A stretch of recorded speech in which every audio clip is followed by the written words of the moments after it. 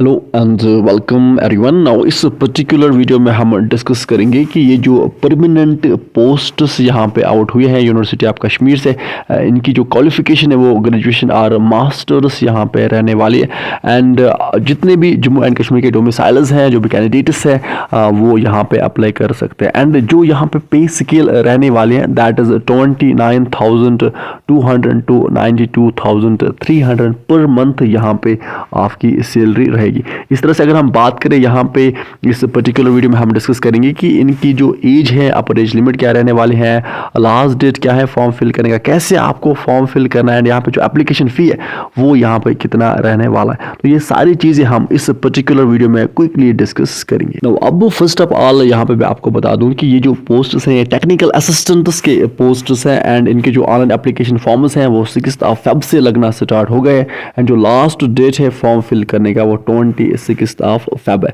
अब अगर आप ओपन कैटेगरी से बिलोंग करते हैं तो जो अपर एज लिमिट है वो यहाँ पे 40 ईयर्स रहने वाली है। इस तरह से अगर हम बात करें ऑनलाइन एप्लीकेशन फ़ी की तो यहाँ पे 750 रुपीज़ आपका यहाँ पे ऑनलाइन एप्लीकेशन फ़ी है। नाउ इसी तरह से अगर हम यहाँ पे डिस्कस करेंगे किन किन डिपार्टमेंट्स और किन किन सेक्शंस में ये पोस्ट आउट हुई है, तो यहाँ पे बायोकेमिस्ट्री में पोस्ट आउट हुआ है। तो अगर आपने MSc बायोकेमिस्ट्री में किया है with 50% marks from recognized institute, और अगर आपने BSc किया है विथ एटलीस्ट 55% मार्क्स आपके पास होने चाहिए, तो यहाँ पे देन आप इन पोस्ट्स के लिए अप्लाई कर सकते हैं। इस तरह से अगर हम बात करें यहाँ पे बायो बॉटनी की, तो बॉटनी के लिए यहाँ पे जो क्वालिफिकेशन है that is MSc botany with 50% marks. अगर आपके पास ये क्वालिफिकेशन है, अगर ये नहीं है तो आपके पास BSc with at least 50% marks with botany as one of the subjects from recognized institute, तो ये आपके पास अगर ये इन दो क्वालिफिकेशन में एक भी क्वालिफिकेशन है तो आप यहाँ पे अप्लाई कर सकते हैं। इसी तरह से अगर हम यहाँ पे बात करें